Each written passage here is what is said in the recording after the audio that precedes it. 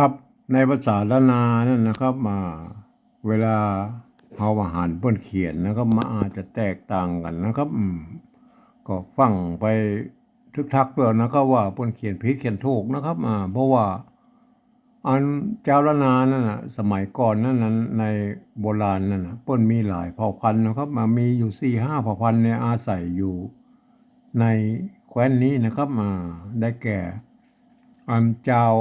ไตยวนนะครับไตลั่วไตลือไตเขินไตยองนะครับเห็นไหม4-5เผ่าพันธุ์ลักษณ์นะครับอยู่อ่าในแคว้นนี้นะครับเปิ้นก็เขียนภาษาอักขระละนานี่เหมือนกันนะครับบางครั้งมันก็ส่วนใหญ่แล้วมันเหมือนกันนะครับบางครั้งมันบางตัวมันอาจจะผิดแพกกันไปนิดๆนะครับมันก็เวลาเปิ้นถ่ายทอดมาถึงบัดเดี๋ยวนี้แล้วนะมันก็อาจจะแตกต่างกันไปนิดๆหน่อยๆนะครับเขาก็มาวิเคราะห์กันเลยแล้วนะว่ามันเป็นอย่างไรนะครับตามหลักภาษาล้านนานะครับเรามาดูกันเลยนะครับวันนี้เรามาถึงคำว่าเล็บนะครับเล็บเล็บในภาษาล้านนานั่นนะมันเขียนได้อยู่2แบบนะครับ2แนวทางนะครับเห็นไหมเรามาวิเคราะห์กันเลยนะครับเราจะใช้ไม่เก๋นะครับเริ่มจากไม่เก๋มันไม่เก๋มันกู้กับไม่เก๋นะครับไม่เก๋กับไม่เก๋นะครับท่านจะเอาไม้อย่างแล้วก็ทำมาพอเดี๋ยวนะครับเอาไม้เก๋ก่อนนะครับไม่เก๋นะครับวันนี้มาเจออักษรต่ำแล้วนะครับเลตัวละเป็นอักษรต่ำนะครับในภาษาละนานนะครับใส่ไม่ตัวละเข้าไปนะเลนะครับเลนะครับอันใส่ตัวบ้าเข้าไปนะครับมันเป็นเล็บนั่นนะครับมันมาเล็บเตือนนะมันเล็บนะครับเสียงโทนะครับได้เล็บนะครับได้เล็บนะครับได้เล็บนะครับไม่เก๋ใส่ตัวอันอักษรต่ำนะครับใส่ตัวบะมันเล็บนะครับถ้าเป็นตัวละแล้วก็ถ้าเป็นตัวละแล้วก็ถ้าเป็นตัวละอักษรสูงเนื้อตัวละเป็นอักษรสูงนะครับใส่ตัวบะครับมันเล็บนะครับได้เสียงเอกนะครับเล็บนะครับเล็บนะครับเห็นไหมอันนี้มันเล็บนะครับอันใส่ตัวละมันเป็นเล็บนะครับเล็บเสียงโทปกตินะครับเห็นไหมเล็บนะครับทีนี้จะให้มันเป็นเล็บได้แล้วครับเป็นเล็บก็แน่ที่สุดก็คือใส่ไม้ซัดนะครับอันไม้ซัดเนี่ยมันแน่เพราะนะมันเป็นได้หลายอย่างนะครับในกรณีนี้อันไม้ซัดมันแสดงว่ามันเป็นไม้โทนะคือเป็นไม้ขอจ้างนะครับอันใส่เล็บเสียงโทปกตินะกลายเป็นเล็บนะเนี่ยมันแน่บ้องนะครับกลายเป็นเล็บไปเลยเห็นไหมเป็นไม้ขอจ้างนะครับอันมันแน่บ้องไม้กักเลยนะครับเนี่ยตัวไม้สั้นเนี่ยนะมันทำเป็นหน้าที่เป็นไม้กักนะครับแทนตัวกะนะครับไม้พัดนะครับแทนไอ้ไม้พัดนะครับไม้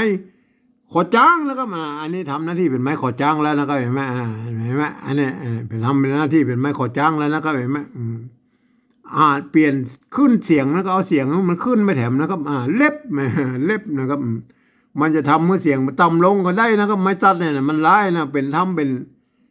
หน้าที่เป็นเลข8นะครับไม้เลข8ไม้จะคู่นะครับมันร้ายเพราะอะไรตัวไม้จัดเนี่ยอันนี้ได้แล้วนะครับตัวแรกนะครับเล็บเขียนนี้นะครับ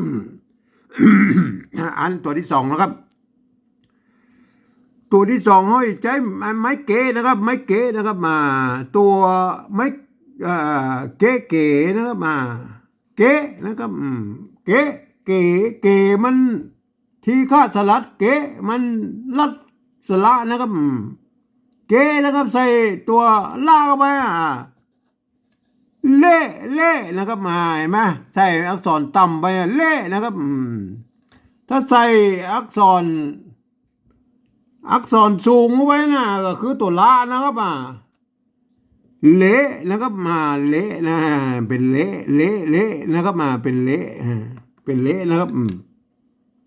ใส่ตัวละไปแล้วก็ใส่ตัวละมันเละนะครับเละเละ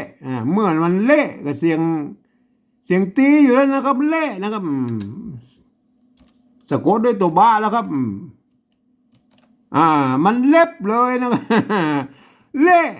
ใส่ตัวบ้าก็ไว้เล็บแม่มันต้องไปอย่างเลยนะครับแม่ง่ายกว่าครับอันนี้อันไม้เกะเลยนะครับมันต้องไปพริกแพงอย่างแล้วนะครับมันต้องไปพริกแพงอย่างแล้วมันเล็บนะครับไปมาเล็บเลยมาเล็บเลยแน่ก่อนแน่ครับได้เลยฮะเล็บนะครับ อันตัวนี้ก็เล็บนะครับไม่เก๋นะครับไม่เก๋ก็เล็บนะครับอันตัวหน้าก็เล็บตัวหลังก็เล็บมาเล็บทั้งนั้นได้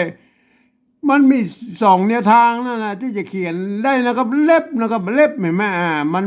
หลักการตามหลักการของภาษาละนาเลยนะครับแม่ก็ว่ากันไปนะครับมันไม่ยากนะครับมันจะยากตอนนี้ว่าเราเอาไปขยายความมันคนอื่นในหูในหันตัวนี่ก็อันนี้มันยากกว่านี้แหละครับเพราะว่าภาษาละนานะมันตายไปแล้วนะครับเวลาเราจะไปขยายความให้คนอื่นนะเราจะต้องเอาภาษาอื่นๆนะครับมาปริวัตินะครับเพื่อเป็นภาษาละนาเนี่ยภาษาที่ใกล้เคียงที่สุดนะครับก็คือภาษาไทยนะครับภาษาไทยนั่นแหละครับคือว่ามันเกิดมาจากที่เดียวกันนะครับคือพ่อขุนแรมคำแหงเนี่ยที่เดียวกันนะครับเพราะนั้นเป็นภาษาที่มันใกล้เคียงภาษาละนาที่สุดนะครับเพราะนั้นผมเองนะผมจะใช้หลักการของข้อตกลงปริวัติภาษาธรรมละนาของสภาวัฒนธรรมมหาวิทยาลัยเชียงใหม่นะครับเปิ้นตกลงไว้ว่าเมื่อปลายปี28นะครับเปิ้นตกลงกันไว้ว่านะครับการเอาภาษาไต้นะมาเขียนปริวัติภาษาธรรมละนาเนี่ยเปิ้นจะกระทำได้อยู่3แบบนะครับหรือ3ระดับนะครับก็คือแบบที่1นะเปิ้นเอาไว้เขียนบันทึกลักษณ์ศิลาจารึกนะครับหรือเอกสารสำคัญในโบราณนะครับอันเฮาบอกถึงแล้วนะครับแบบที่1เฮาไม่ได้ใจนะครับเอามาถึงแบบที่2ด้วยนะครับแบบที่2คือการยืมเอาอักษรไทยนะครับมาปรับเทียบให้เป็นอักขระละนานะครับแล้วก็ประกอบกรรมขึ้นมากับแบบภาษาไทยนะครับผสมผสานกันไปนะครับบางครั้งไม้หรือสระมันมาตรงมาตัดกันก็สามารถบูรณะกำซับได้ให้มันเป็นหน้าตามออกแบบไทยๆนะครับแต่เวลาอ่านนะท่านจะนึกถึงว่ามันเป็นอักขระละนานะครับหน้าตามันไทยบ่ได้นะครับท่านต้องอ่านว่าเป็นอักขระละนานะครับแบบใช้หลักการภาษาละนาอ่านนะครับมันก็จะออกมาเสียงมาได้ตรงได้ตัดกันนะครับไม่หามาก้อยเลยนะครับไม่เล็บนะครับเล็บไม่เก๋นะครับสระเอนะฮะตัวละนะครับไม่มันมีตัวละนะครับก็ลอลิงยืมตัวลอลิงมาเป็นนะครับอันนี้ไม้สัตว์นี่คือแตนไม้แต่คู่นะครับไม้แต่คู่นะครับอันห่างบ้าเนี่ยก็คือตัวบอใบไม้นะครับได้ยังครับเล็บได้เลยนะครับเล็บนะอันเนี้ยเล็บได้เลยนะครับอันตัวที่2แล้วครับตัวที่2ครับไม่เก๋นะครับสระเอนะครับตัวละนะครับตัวละตัวบะก็ห่างบ้าก็ตัวบอใบไม้นะครับไม้กะสระนะไม่ใช่เล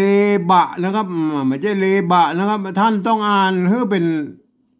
ท่านต้องเลือกเสียว่าไม่เก๋นะครับเป็นภาษาละนานะครับตัวละนะครับตัวบะนะครับตัวไม่กะนะครับต้องอ่านว่าเล็บนะครับเล็บอันนี้ท่านบ่มีความรู้ภาษาละนาบ่ได้เรียนมาบ่ต้องไม่อ่านนะครับมันจะผิดเพี้ยนกันไปนะครับเอาคนที่บนเรียนภาษาละนามาอ่านนะครับอันนี้นะแบบนี้นะครับแบบที่2นี่นะครับเหมือนอนุญาตให้คนทั่วไปได้อ่านนะครับถ้าคนทั่วไปก็ต้องใช้อ่านภาษาปริวัติแบบที่3พุ่นนะครับก็อันภาษาปริวัติแบบที่3นั่นแหละมันหลักการมันก็คือนะครับอันตามข้อตกลงพุ่นว่าไว้นะครับมือฟังเอาเสียงภาษาละนาที่เปล่งออกมานะครับจากข้างบนพุ่นนะครับก็คือเสียงกระมูที่มันออกมานั่นแหละครับเปิ้นออกมาว่าเล็บนะครับเขาเอาภาษาไทยเขียนไปก็ได้นะครับเล็บนะครับเล็บเล็บในภาษาไทยนะครับเปิ้นเขียนไว้ได้นะครับเล็บในภาษาไทยมันอันนี้มันเล็บนะครับมันก็คล้ายๆกันแล้วก็มันเปิดใส่ไม้แต่คู่เลข 8เนี่ยเล็บได้แล้วนะเล็บ อันตัวที่สองแล้วครับตัวที่สองเขาบอกไปพอทั้งบนนะเพิ่นเขียนมาอย่างไรก็จ้างนะครับเอาภาษาไทยเขียนนะครับเล็บนะครับอันนี้มันเล็บนะครับก็ใส่ไม่ใจคู่ไปก็เล็บอันนี้ภาษาไทยพวกอ่านว่าเล็บนะครับเห็นไหมภาษาไทยพวกอ่านว่าเล็บนะครับเล็บอันแบบที่สองนี่ต้องคนหูที่เป็นหูภาษาละนามาอ่านนะครับอ่านว่าเล็บนะครับแม่อ่านภาษาละนาตำบลปุ้นนะครับเห็นไหมเพิ่นเขียนได้สองแบบอย่างอี้นะครับตามหลักการของภาษาละนาเลยนะครับเห็นไหมท่านก็ฟังเอานะครับแล้วก็ไปวิเคราะห์เอานะครับว่ามันหลักการภาษาละนาเพิ่นอย่างอี้ก็เนี่ยก็เอาไปวิเคราะห์กันนะครับมันก็เล็บนะครับอันนี้ก็เล็บนะครับไม่ใช่เลบะนะครับแม่เล็บนะครับแม่ท่านก็เอาไปวิเคราะห์กันนะครับครับวันนี้ผมขอบรรยายเพียงแค่นี้นะครับ